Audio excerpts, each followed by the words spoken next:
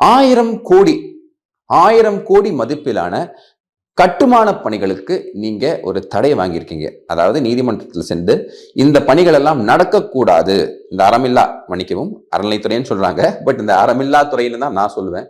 இந்த துறை நடத்தக்கூடிய இந்த 1000 கோடி வர்த்தான இந்த கான்ட்ராக்ட்ஸ் எல்லாத்தையும் நிறுத்தணும். ஒரு செங்கலை கூட, ஏன்னா இவங்கெல்லாம் செங்கலை தூக்கி சுத்துற கூட்டம், ஒரு செங்கலை கூட எடுத்து வைக்க கூடாது அப்படின்னு நீதிமன்றத்தை அணுகி நீங்க ஒரு ஆர்டர் வாங்கியிருக்கீங்க. இந்த ஆர்டரை பத்தி கொஞ்சம் விவரமா மக்களுக்கு சொல்ல முடியுமா? ஆமா, சொல்லணும். ரொம்ப முக்கியம். என்ன காரணம்னா, மெயின் ஸ்ட்ரீம் மீடியா இந்த உண்மைகளை வெளிக்கொணரவில்லை. தினமலர் மட்டும் செய்தி போட்டாங்க. இவங்க உடனே பதபதிச்சு நாங்க விளக்கம் கொடுக்கிறோம்னு ஒரு தவறான விளக்கத்தை அறநிலையத்துறை கொடுத்திருக்கிறது. வணிக வளாகம் கட்டுவதற்கு மட்டும்தான் தடை அப்படின்னு. வணிக வளாகம் மாத்திரம் இல்லை, இந்து சமய அறநிலையத்துறை சட்டம் 1959 சட்டத்தில் கோயில் நிதியை எதை செய்யலாம், கோயில் உபரி நிதியை எதை செய்யலாம் என்று தெள்ளத் தெளிவாக குறிப்பிட்டிருக்கிறது.